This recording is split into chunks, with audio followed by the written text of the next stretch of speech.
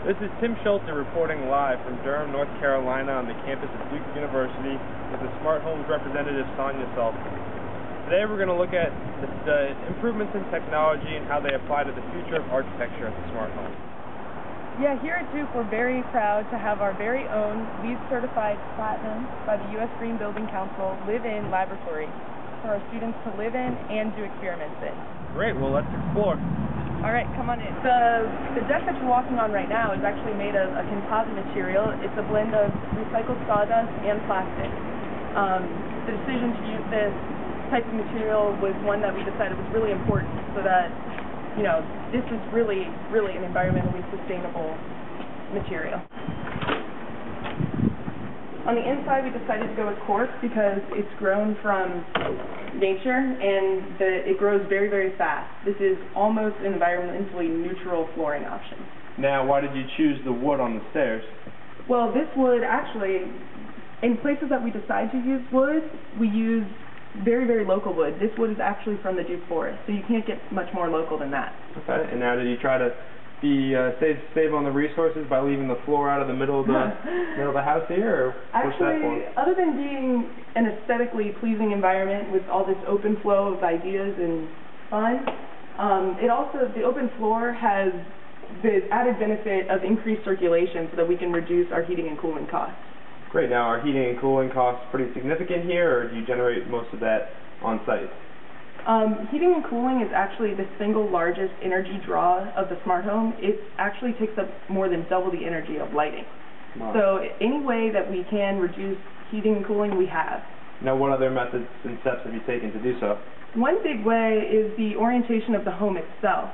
If you open up one window on the first floor and one window or door on the second floor, you get a very natural cross ventilation that helps keep the home warm in the winter and cool in the summer. Great. That's very interesting. Also, the windows here, they're very special. It's not just a single window pane. The windows are actually made of two panes filled with a chemical called argon. This helps with heat. When the sun's up and heat's trying to get into the home, a lot of it is captured in the chemical in between the panes, so we can reduce our heating and cooling costs that way also. So, Sonia, you mentioned the free flow of ideas and fun and everything. Is that why I noticed from the laboratory to the kitchen and common area there aren't doors? Is there a purpose for that, or? Absolutely. Since this is more than just a dorm, it's actually a live-in lab. We have students and residents conducting experiments in both labs downstairs all the time. So when the builders were designing this home, we decided that it was going to be really important to have this free flow of ideas. At the home, we like to think that we have a very creative atmosphere where students can come down to the lab, come up with a new idea, and then run it by their roommate, who's also really well-versed in the subject matter and can really help us improve and get better and better ideas to further advance our green building.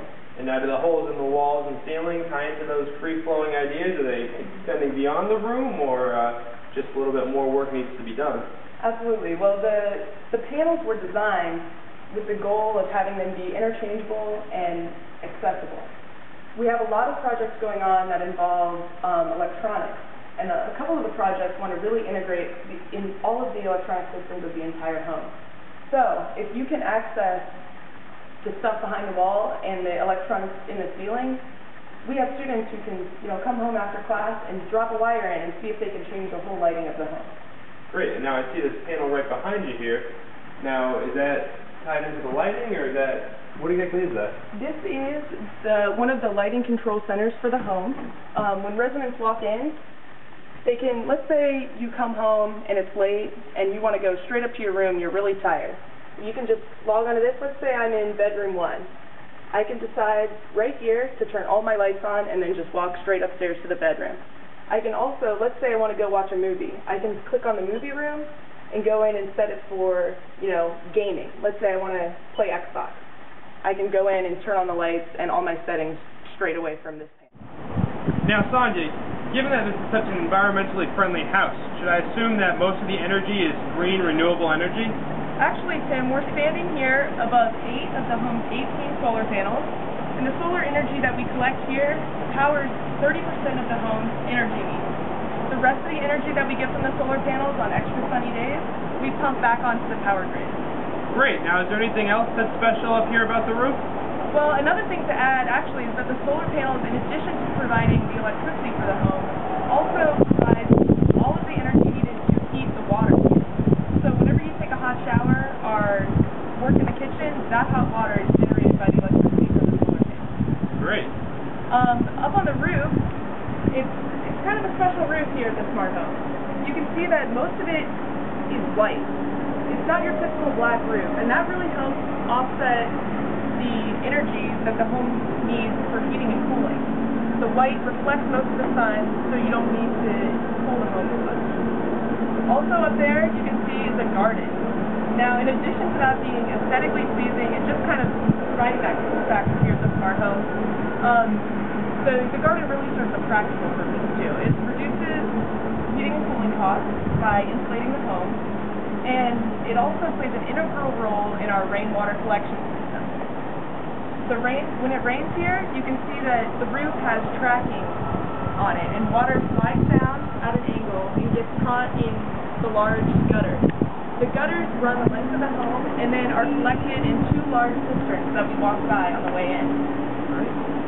Rainwater, the water that we get from filtration from the water on the roof is used in flushing the toilets and also running the washing machine. Well, that's great. That seems really efficient and interesting. Hopefully some other buildings will use this technology as well. Absolutely. That's what we're hoping for. So here we are in the basement now. These are 9 of our rainwater collection and storage cisterns that we talked about earlier. And those are addition to the 2 we saw outside? Exactly. And now what's this over here? It looks like a maze wrapped in aluminum foil, or? Yeah, this is our air filtration and heating and cooling center for the home. It's based around a very special device. This is called the Energy Recovery Ventilator. It's a really unique system, and it uses advanced filtration techniques that provide 8 times cleaner and more efficient air than your traditional HEPA filters that we use in most residential and commercial buildings. Wow. And now it sure seems that you guys have all put in a lot of work into the smart home. You mentioned from the laboratories upstairs, flowing right into the kitchen and common areas, as well as all the great technology that you've implemented here. Do you guys get to enjoy the fruits of your labor and enjoy yourselves at all? It's funny you ask. We definitely do. Come over here and I'll show you one of our newest inventions.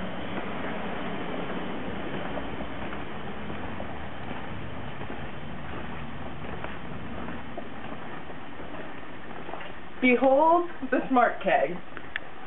This is a couple of our engineers designed our very own keg to be used at all kinds of smart home events. If you look inside, it's your typical beer keg, but this system is smart in that before you can pour yourself a glass of beer, you have to scan in to a system that makes sure that you're of age.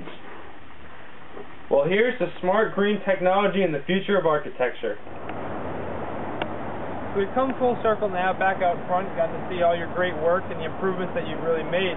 Now, what does the future hold for the smart home? Have you reached pretty much all the goals that you were hoping to? Are you working on other projects? Where does this leave you? The smart home has about 100 students from Trinity, Pratt, and the various grad schools here at Duke, continuously working on projects to improve the quality of life for the residents here at the smart home. We're always working on developing more sustainable and innovative technologies to improve the quality of life. Great. And now, as the future of architecture as a whole and the creative green aspects of it, how do you plan to expand the green architecture that you've implemented here to campus and throughout the world? Well, we always encourage people to really consider their options when it comes to green building. Although at first the cost of building a building kind of like this, a smart home, can be kind of daunting. But really, when you look at it, over time, in the course of about 5 years, your return from your energy-efficient technologies should counteract that extra cost from the beginning. Great. Well, the future sure looks bright in architecture.